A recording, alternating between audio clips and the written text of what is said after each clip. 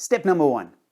Andy Stanley, pastor of North Point Church in Atlanta, taught himself to ask himself this question every time he faced a leadership dilemma. What would a great leader do in this situation? It's a great question, and I found it quite helpful. Now, I'm going to ask you this question. What would a great leader look like? In this first activity, we're going to do a bit of a brain dump. On your activity sheet, there's 3 questions that I want you to work through. Question number 1, I want you to choose a world leader. Your favorite world leader that comes to mind. Might be Nelson Mandela. Could be someone like Mother Teresa. If you're a person of faith, might be Jesus.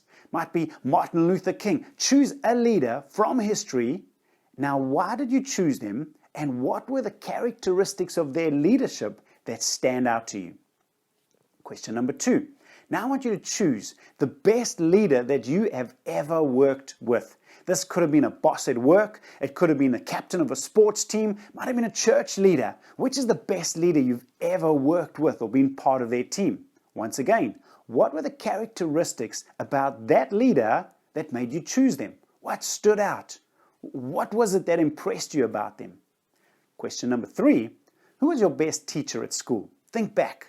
It could have been a varsity lecturer, could have been a teacher at school. Why did you choose that teacher? What is it about that teacher that brings them to mind? I want you to write down those characteristics. Now, I want you to push pause, and I want you to do this exercise now. It's so important that you don't just try and do it in your head, but actually put pen to paper or fingers to keyboard. And the reason is that this is about clarity. Our minds are not good at bringing clarity. Our fingers, when we write, bring clarity. Something happens when we put pen to paper.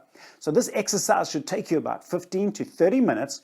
I want you to then begin to look for patterns as you look at the 3 questions I've given you, and you begin to see reoccurring patterns of characteristics. Your goal from this first activity is to try and identify 15 of your top leadership qualities and get them down on paper. Please don't continue to the next lesson until you've nailed this one. So, get to work.